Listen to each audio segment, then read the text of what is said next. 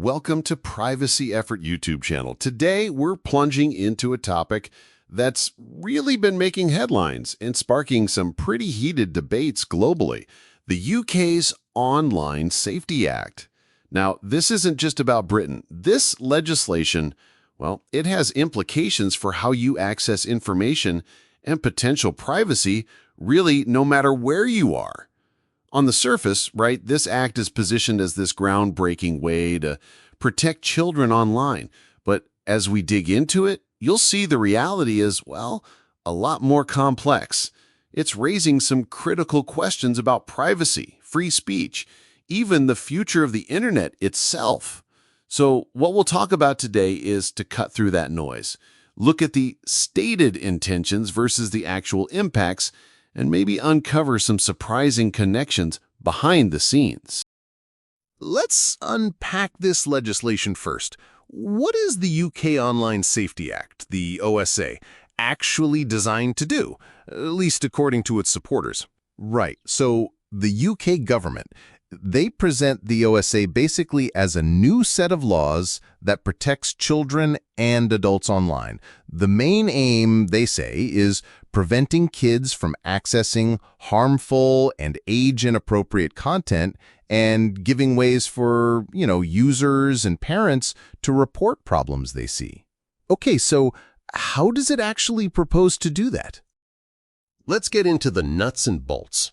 Well, a core mechanism is requiring online platforms, the ones over a certain size, to prove users are over 18 before they can access adult or potentially harmful content.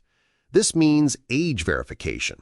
It's kind of similar to how a pub or a smoke shop checks ID, but online. Critics are basically saying it forces users to show their papers just to browse online content. And the law gives Ofcom, the UK regulator, the power to enforce all this. Okay. And that explains those pop-ups we've all been seeing everywhere, right? On Reddit, X, YouTube, Spotify, suddenly asking for age verification. It sounds like platforms are just playing it safe to avoid those huge fines, up to 18 million, you said. Exactly. They're age-gating a lot more content now, really out of caution, because the penalties are so steep. Right. This brings up a really important question. What exactly are these platforms asking for to verify your age?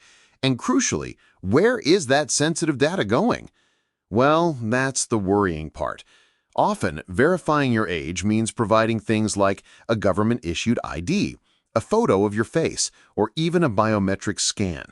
What's more concerning is that the UK government has largely left it up to the platforms to figure out how to handle this.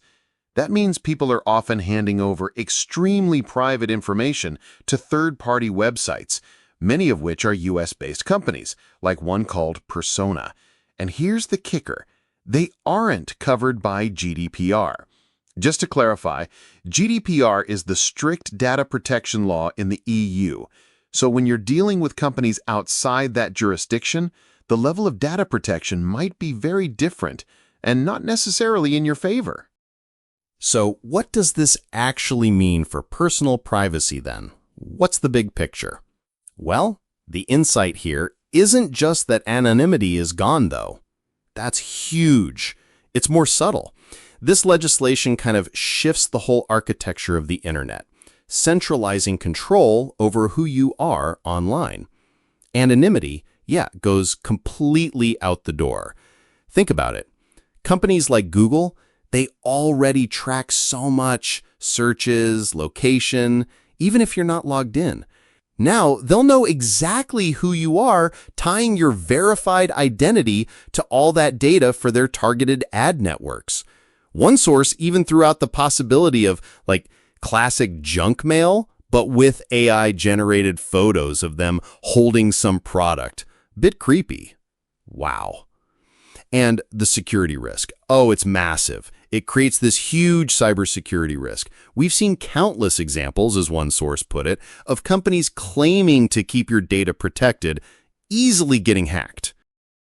As you may have known, some recent and alarming examples. The co-op data breach, where 6.5 million people's data was exposed.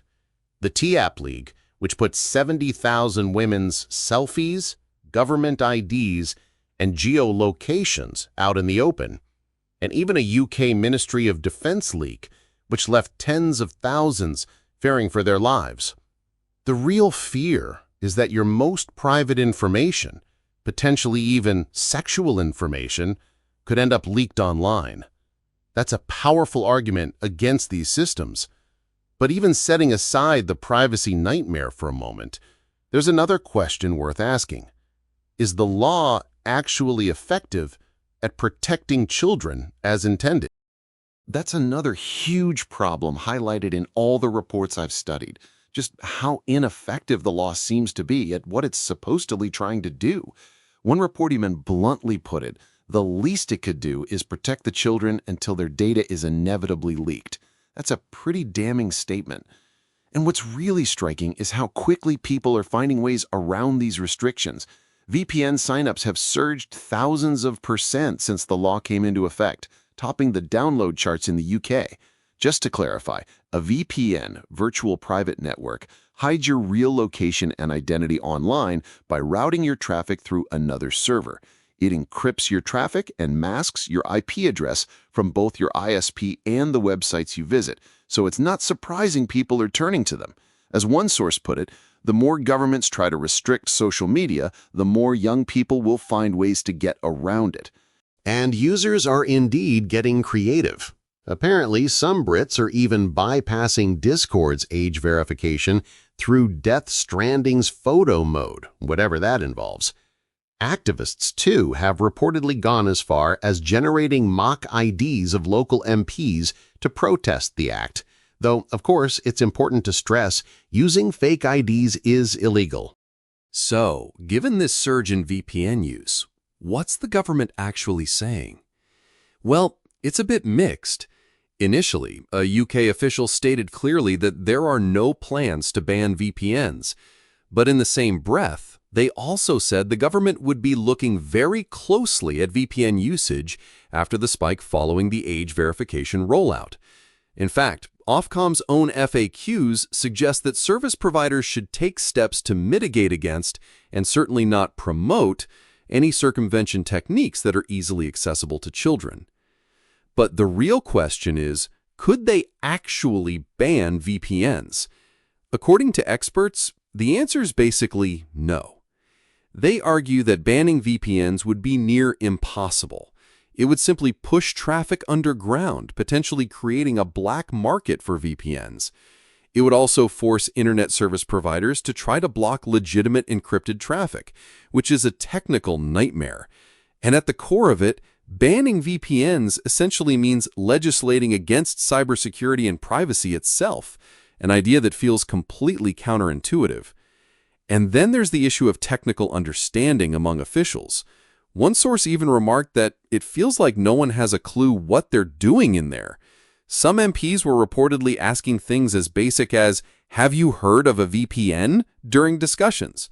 Others even suggested banning them outright, which immediately invites comparisons to China's tightly controlled, hermetically sealed national internet.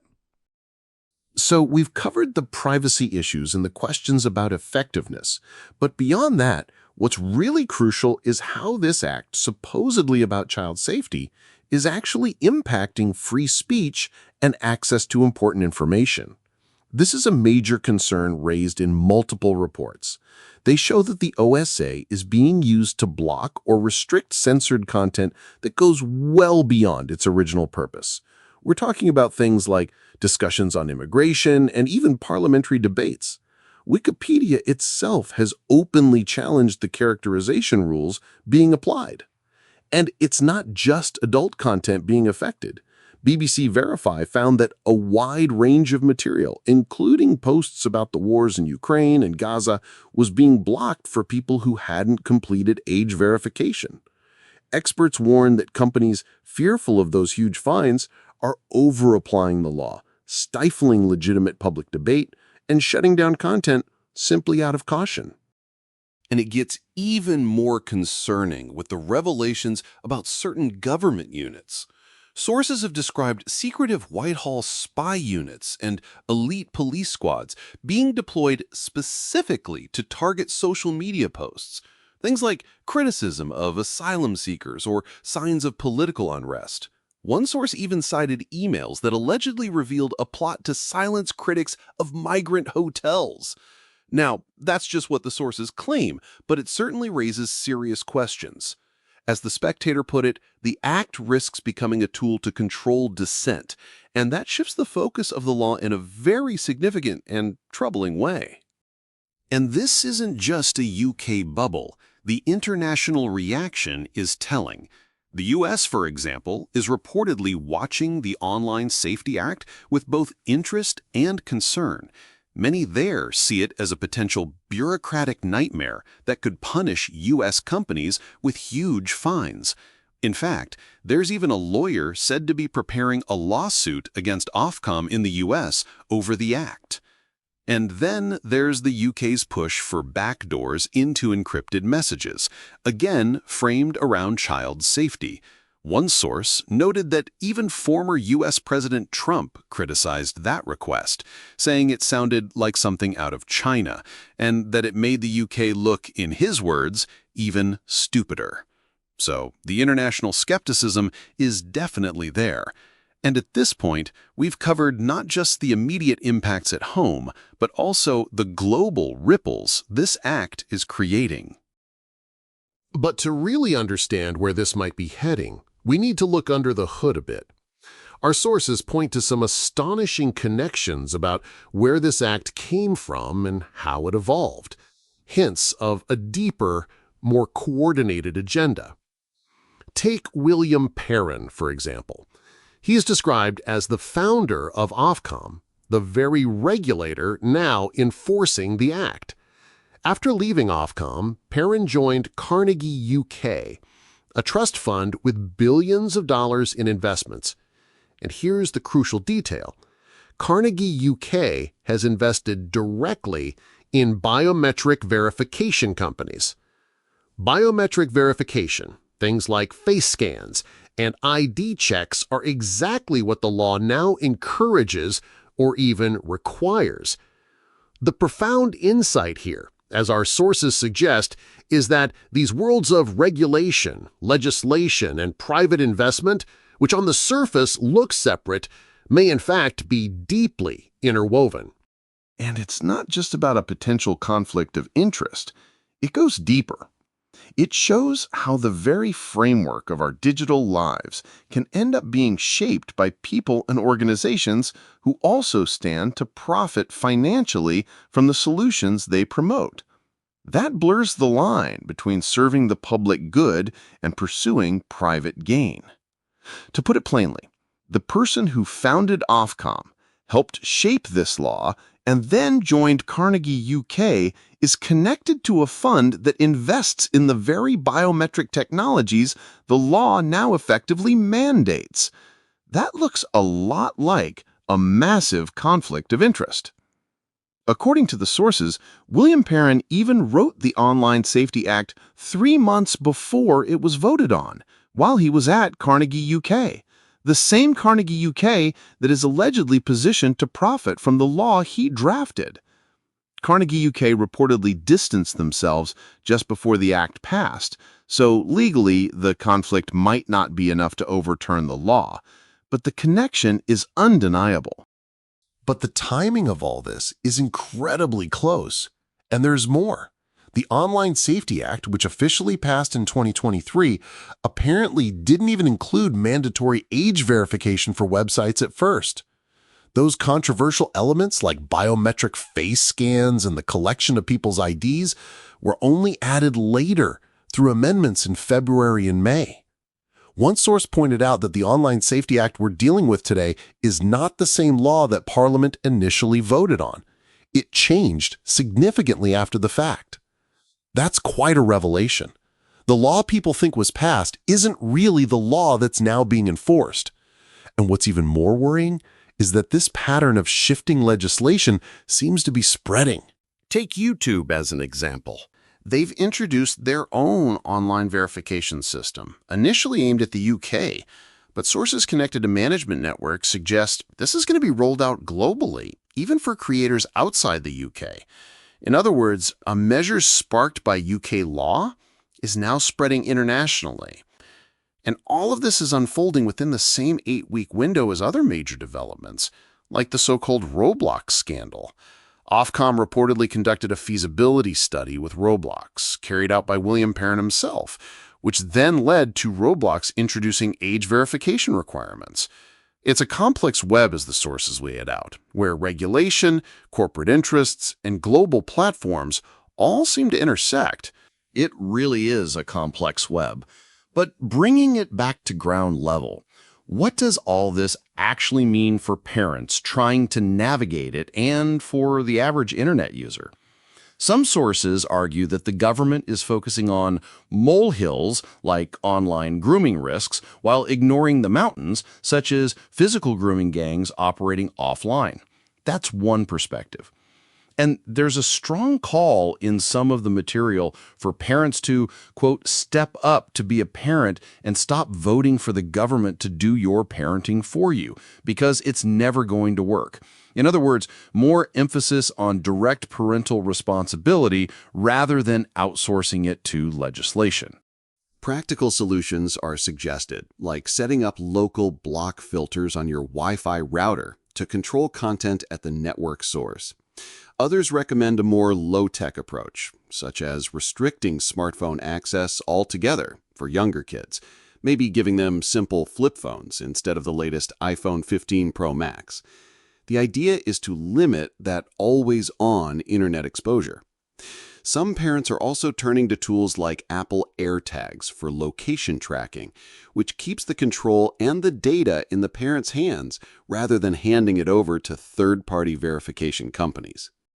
These approaches bypass the whole issue the Act is trying to solve, but arguably do so more effectively and more safely. And that last part matters, because in many ways the law itself might actually pose new risks.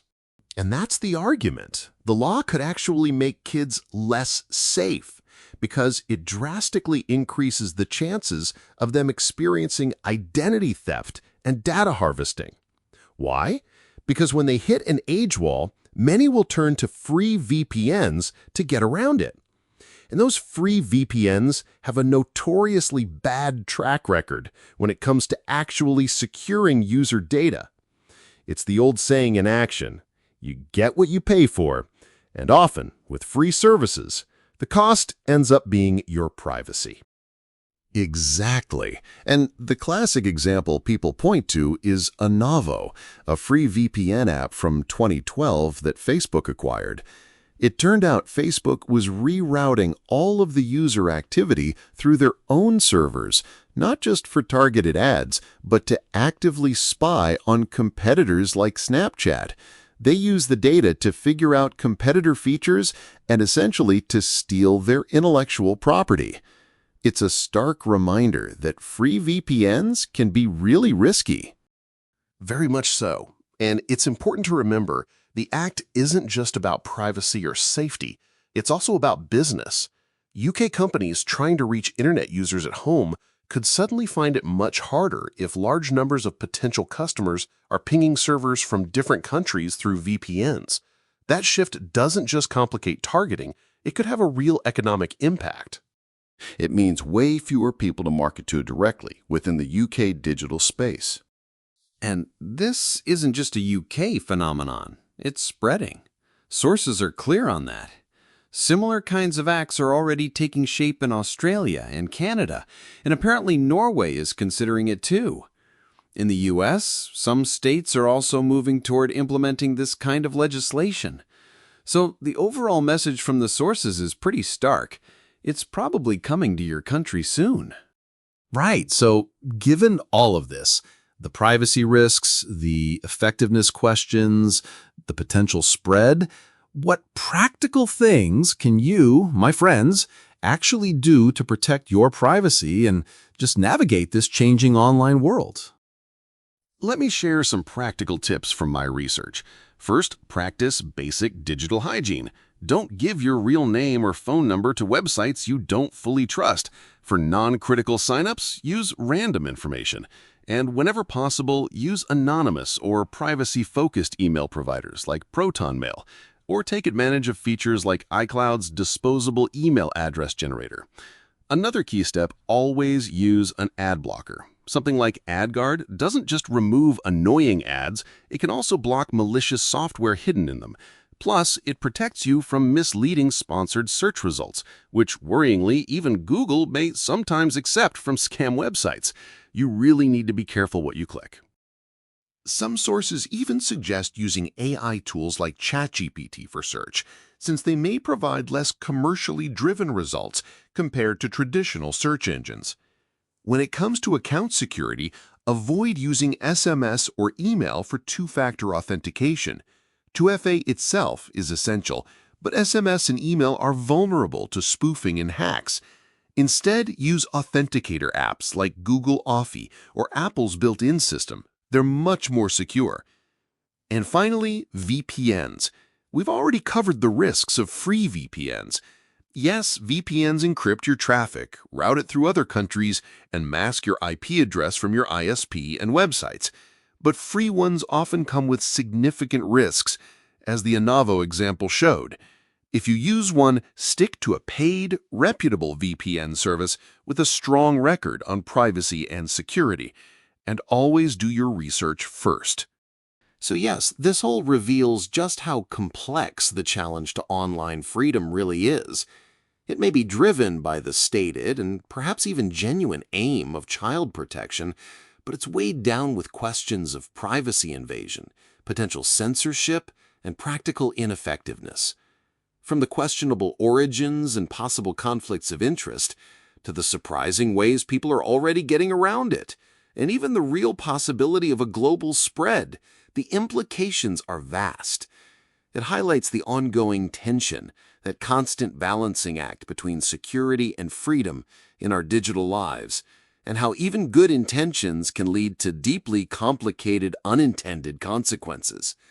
It also shows how laws crafted in one country can ripple across the entire internet, shaping the experience of people everywhere. So, as you reflect on all this, consider a provocative question. In a world where governments are pushing harder and harder to regulate digital spaces, often under the banner of safety, how much of our personal data, our identity, are we truly willing to surrender? And what could that cost us in terms of our fundamental rights, like privacy and the free exchange of information? What does this whole situation suggest about the future of digital freedom, and what role might each of us play in shaping that future? A lot to think about. Thanks for following along on this serious topic. Stay informed, stay curious, and until next time. That wraps up today's discussion. Thanks for watching and tuning in. If you're curious to dive deeper into this topic, make sure to visit our website. The link is in the description below. Don't forget to subscribe and click the bell so you never miss an update. See you next time.